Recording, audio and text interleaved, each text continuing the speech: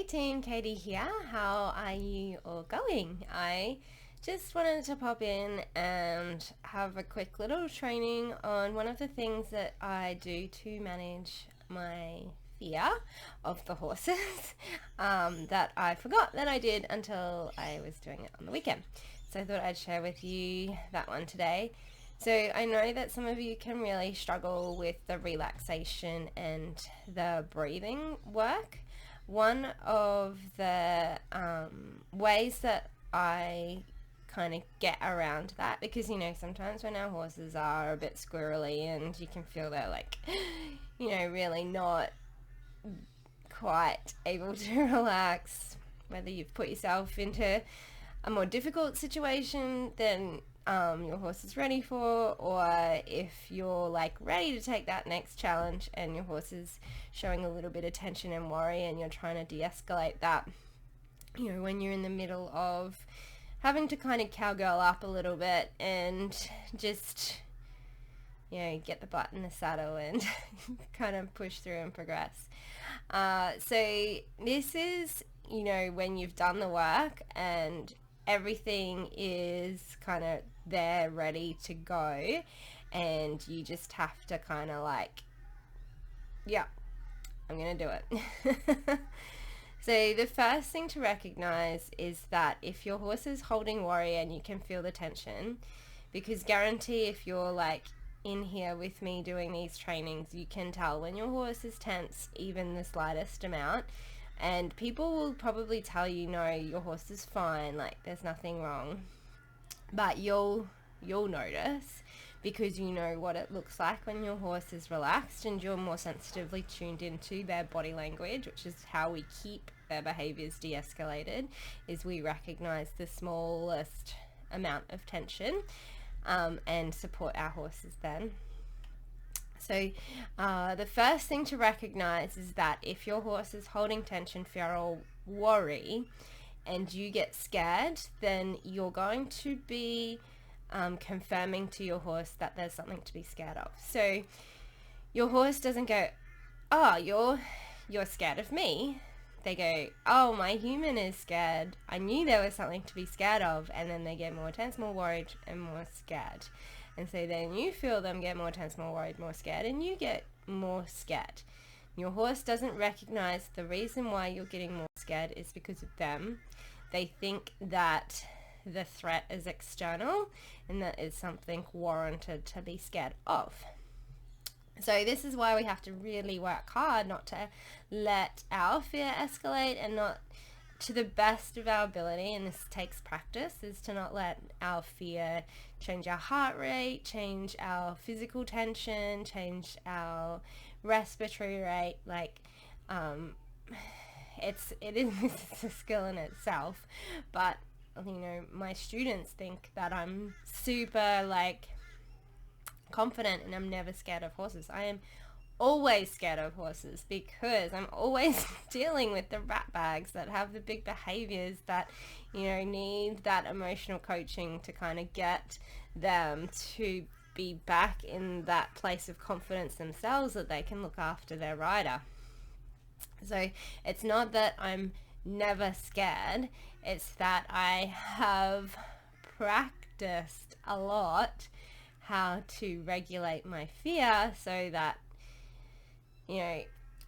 hopefully the horses don't pick up on it, but if they do, it's not very kind of strong and we can kind of breathe through it together. The one time that I really suck at this is if I've had too many coffees. I can't regulate that tension in my body if I've overdone coffees for the day. So the thing that I do that I feel helps the most is I put like a music playlist on and I hum. Ideally, I want to do enough work with the horse that I find, an artist or an album or a specific song style that they enjoy as well, they resonate with. This is a really fun thing to do in the saddle as well, is like finding music that your horse enjoys listening to really like brings out the expression in their movement, because they like get into it and start like moving their body to it as well. So that's one of my favorite things. And I also really enjoy like where you kind of get a little bit more insight into their personality by figuring out what kind of music style they like. One of the ponies I used to work really enjoyed listening to gorillas, and one of the little stallion that I used to ride, he really enjoyed like not really heavy metal, but the kind of like prog rock, a little bit metal, not too much screaming, but just that like heavier sound. So figuring out, what your horse enjoys is to listen to musically can really help to get them to relax into their work as well.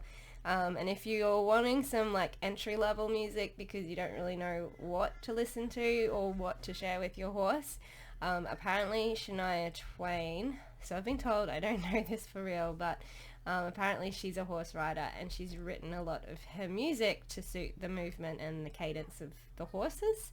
And so one of my students listens to Shania Twain when she works her horse, and they really enjoy it together. So what I do is I put the music on and I hum. And if you remember when we've talked about the vagus nerve, so for humans the vagus nerve is the nerve that's in control of rest and digest, and it helps us stay out of that over threshold state ourselves. It helps us stay out of fight, flight or freeze ourselves, and helps to keep us like down in that more relaxed state. So there's a few different things that can stimulate the vagus nerve. We have gargling, humming, meditation, yoga, those different like breathing styles. Any of those breathing exercises that have worked for you are activating the vagus nerve. And so humming has always been my fallback if I'm like, really feeling the stress and I'm really struggling to bring myself down. When I was working at the health food store, the owner there would like just come in and he's like a flurry of chaos, and you just had to be like looking busy, otherwise you're going to get in trouble, and you weren't allowed to talk to customers for too long and those kinds of things. And so I would like hum a lot at work to keep his like chaos from being to me and getting me overstimulated and hypervigilant. So it works with people as well as horses, but I was working Sully on Saturday and we're getting her back to ride, and you can see the worry, you can feel the worry, you can feel them holding that tension. And the only way that she is going to release that worry is by having a positive experience. And so if I can't create that positive experience for it, it's going to very quickly go to a negative experience. And I would much rather the horses not know that they can buck me off to get out of work than to put them in a situation where they are going to buck me off. So I do put music on, like focus all of my attention into the horse, start humming. It's got to be a song that you know so that you can hum along with it. Doesn't always, but it does help. And then that humming just helps also keep you focused and that little bit more relaxed. You might even notice if I'm doing it that I might start singing. Generally if it's like quiet singing, I've like really started to go, oh, we're getting close here, I don't know if we're gonna have a good ride. But generally like the humming, and then the humming may get a little bit louder if the horse is kind of like holding more tension. And then doing all of our other skills as well, so like standing at the mounting block, where's her focus, where's her attention, will she show me relaxation cues, reward for relaxation cues. And then into the saddle, same thing. And what I want her to do is give like a breath out or a relaxation cue for me standing in the stirrup without being in the saddle. And then I want to do it, want her to do that again for sitting in the saddle before I ask her to walk off. So I want her to think about releasing that tension before we are ready to walk under saddle. So all of our bidding cues are there from our in-hand work. So she understands to stop. The turn still needs some work. We're going to put some cones out, do that. So it's really just about like telling her that it's okay. There's nothing that she needs to hold tension or worry about. Creating a positive experience of going from the ground to her back to the ground. That's it. Like, it's no biggie, girl. You can deal with this. And so once I start to see that she has some confidence, that's when we will start like walking on and doing some turns and halts. Because generally the times that the horses are going to buck under saddle is if the saddle itself is creating pain on their back, and the way that we mount is creating pain. So if you stand into the saddle in a way that it really twists the saddle on their back, then they're going to, that's going to trigger bronching.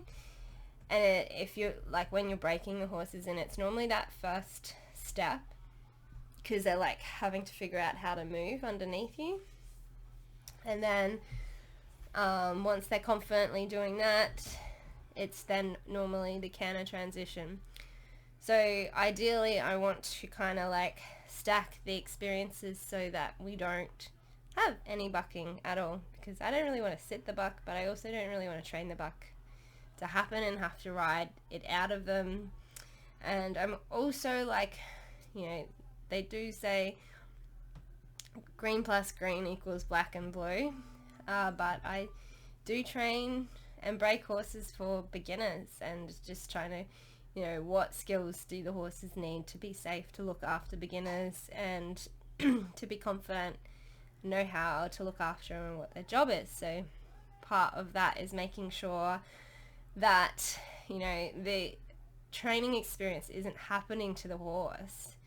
The training experience is building confidence within the horse, so that they understand how to confidently stand and brace to hold us while we mount, for them to build confidence, to know what the bit cues are, and not like, you know, beginners and a lot of intermediate riders like can't physically control the horse. So that's where we have to really rely heavily on communication and organizing their emotions, because that's something that we can do for them. It takes a lot to get a person to the stage where they're fit enough, coordinated enough, and strong enough in the saddle and balanced enough in the saddle that they can actually like force themselves onto the horse and force that control from the horse. So it's being able to, you know, get a horse that wants to look after its human and communicate clearly and organize its emotions.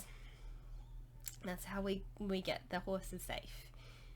And so that that in itself is like quite a steeper learning curve for the beginners and the intermediate riders. But if they want to learn how to actually ride green horses, it's the stuff that they need to learn.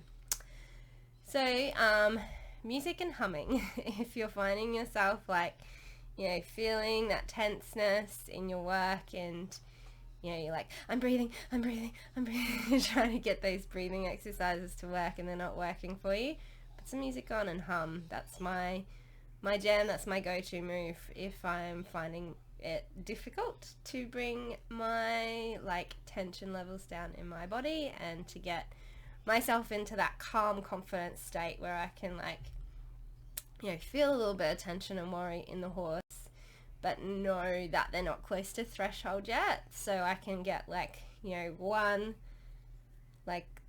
yes, you know, getting a yes that goes well from a horse that is worried builds the confidence in them, but that also builds confidence and trust in us. So to be able to say, I see your worry and I can help you with that worry. And it's, you have to keep the training super bite-sized though, because it's like, you know, the worry stacks very quickly. So if I was to mount and then to walk and then to trot, no doubt, like, she would be bucking because she wouldn't be able to manage her worry anymore.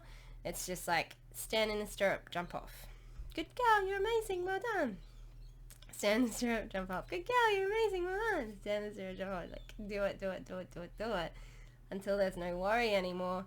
And then you swing your leg over and sit down and then jump off again. This is where, like, a little bit of athleticism on the mount and dismount really helps as well. Alright, would love to know how you go with your humming. I'd also really like to know what music your horse figures out it likes. That would be fun too. Thanks for watching. Bye.